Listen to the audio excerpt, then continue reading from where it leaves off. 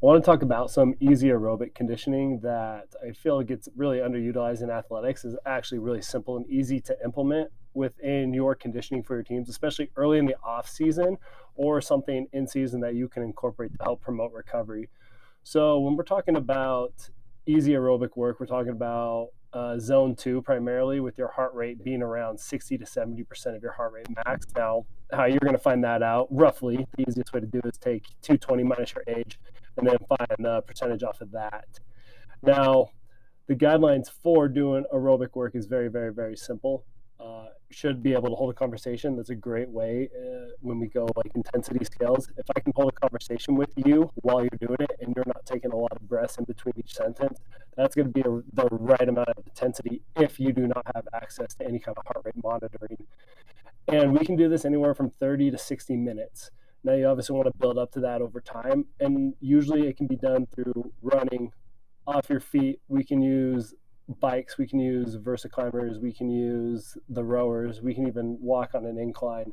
Because all we're ultimately trying to do is to go easy to train the heart. So the heart is a muscle. So when we get that left side of that heart, we want it to fill up with blood. So as we adapt over time, the heart gets more efficient at filling up with blood and then pumping out blood to the working muscles to deliver oxygen and nutrients to those working muscles.